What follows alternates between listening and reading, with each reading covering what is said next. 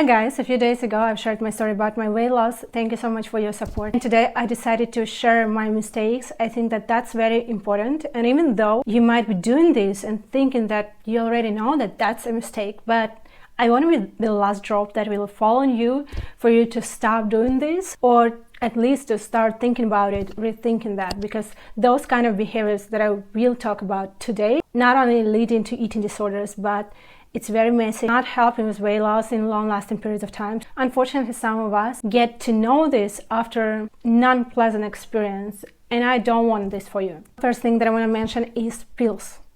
As soon as I decided to lose my weight, I've started to search for any kind of pills in pharmacies, from laxatives to diuretics to some vitamins that will help me to lose weight. Needless to say that many people are trying to earn money on you, that unique category of those who will pay everything for being skinny, and that's why it is so easy to mislead us. Sometimes you can hear this from your favorite celebs who taken something. Like today, the theme of the day is Ozempic, and I will expand this question if you want. Write it in the comments down below. I will tell more about this if this theme is interesting, because I've been researching about this a lot. That is not the direction you want to look to. That will drain your pockets. You will spend lots of money, be very disappointed, and I'm talking about long-lasting periods of time. You're saying that you're taking diuretics and next morning you feel great. Well, that's only in the beginning.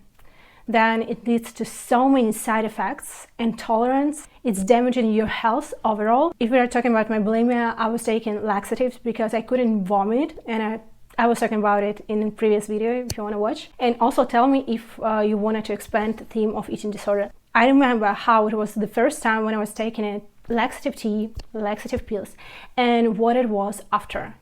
It was not as powerful, not as strong, and it would take more hours to, to go to the toilet. I was lucky to get out from this bad habit way earlier than it damaged me. And so many girls were texting me who knows now about my situation because I was posting online. They say that they have some real problems, like they have to go to the doctor because their digestive system doesn't work as well anymore, because they were taking laxative diuretics for some time, very often. In my situation, when I was bulimic, I would take this maybe once, at maximum 2 times a week. I think that saved me, but that doesn't mean that that will save you and that you should take it in this proportion. No, just do not do this at all. Second thing, me trying to throw up. Of course, that's a basic ED behavior, which is so bad, because when people are doing this professionally, I would say, they traumatize in everything that they have in digestive tract, and that's not cool. A few times I succeeded, maybe not a few, like maybe 10 times I would be successful at this. And you guys, if you're in this situation, I understand this feeling of satisfaction. You kind of eat something, but then you just throw it away. After many years learning about everything, I learned that food digestion starts in your mouth. So basically, when you're doing this process, you're not actually doing nothing. It's not going to zero. You already digested a lot of it. I think you saw lots of cases where girls will do this, and those are the worst cases of eating disorders. So I had this paradigm in my head that I will start dieting tomorrow. This sentence in my head always. So what this position does to us, I would say that tomorrow I'm going to diet, and only after several years, I realized that this is such a tricky lie from my brain. So actually, I do this only for one reason, because if tomorrow I'm gonna be on a diet, today I can eat an elephant, I can eat whatever I want. So I would overeat like all day, all night, and the next day I would wake up hungry, or I could feel even dizzy because this is way too much food for a person to eat. The next day, probably I wouldn't go on a diet because I would feel so bad that being on a diet would only add to it. I'm going to be on a diet, but I already know that that's a lie. But my actual goal is to overeat right here, right now, to turn on my favorite, Netflix TV show and eat a lot. Again, why? Numb myself. I don't want to feel what I feel. Get what I'm saying? So this phrase, if you feel that that's a lie, stop it. Don't believe it. At least don't overeat at night.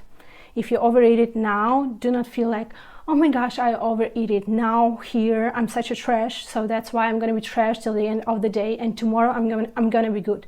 That's a lie paradigm of your brain. That's not true. Next one, I am compensating my food at the gym.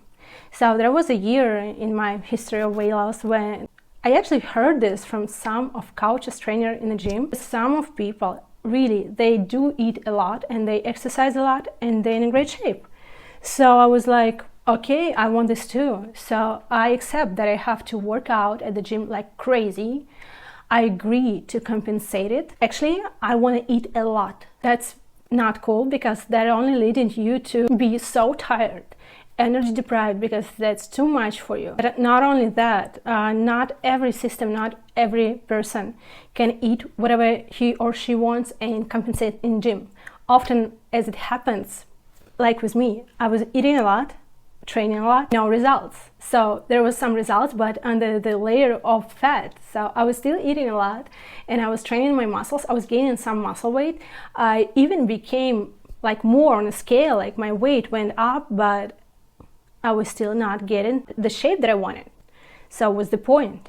So not for everyone, and mostly you can hear this from guys because that's the whole different situation. Most of the guys, for them, it's easier to train a lot, to take a big weight, which is bad for everybody actually. For like things like powerlifting, like remember, when you want this big butt, you're always forgetting about your spine. And why do you forget about your spine? For the reason that you don't know what is that. Like when I was a child, I was like, what does my mama mean when she said that she has a headache?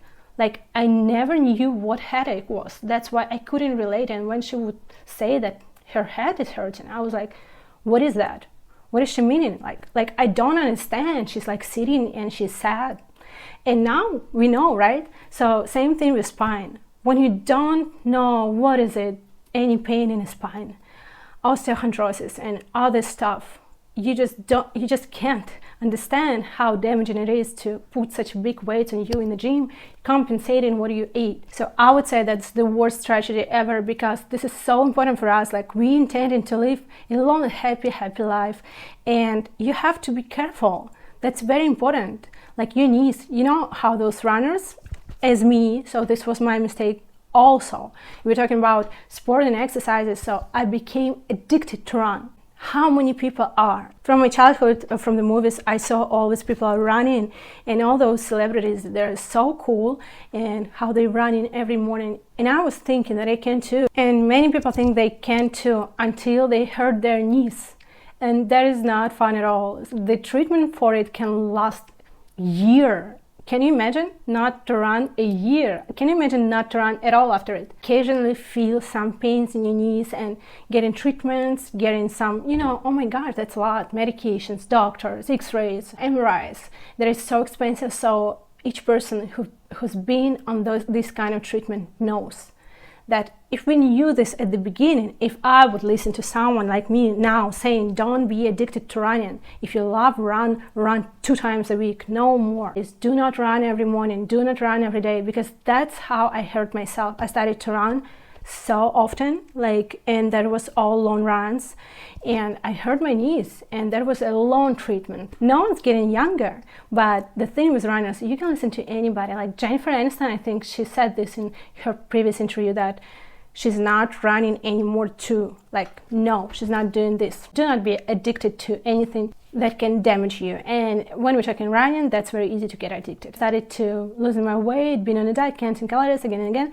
So I was putting myself on a scale every morning, sometimes even twice a day, so I can control my weight, I can see the results, and that was everyday gratification for me to see, how much did I lose? Yesterday I was so hungry. And why is this bad? This leads to obsessive behavior, of course.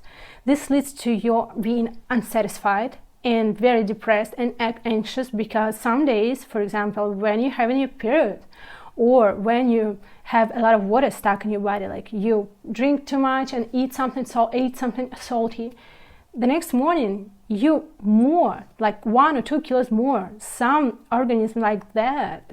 and you will feel so disappointed, and you're very likely to overeat on top of that because, oh my gosh, that's so unfair. I'm doing everything and my weight is bigger. And I was in this situation so many times, so that's why I decided to share this, because I know how many people do this every day, not even understanding how this affects their everyday mood. And mood, your state of mind, affects your behavior, and your behavior with food affects your weight. So that's kind of a circle that you don't want to step in.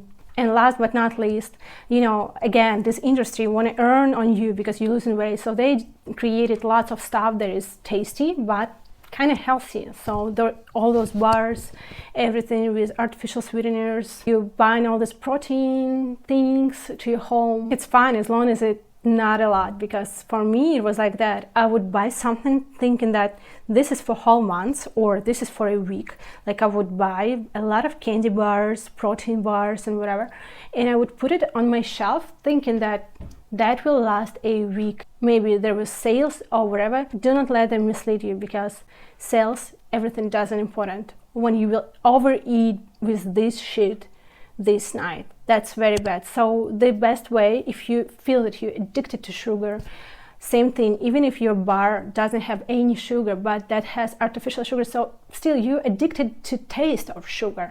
So you should not have at home any kind of storage with a lot of sweets that you will overeat. As soon as some stressful news come out, you'll be like, oh my gosh, I know where to go. It's actually a trap that you put into yourself. So I would not recommend that. If I'm feeling some periods of time that I am addicted right now, very addicted to some sugary stuff, I would not have it at home. I would go and buy each day. Yeah, I would waste my time, but I will have one bar, one protein bar, for example, or any other, like one ice cream.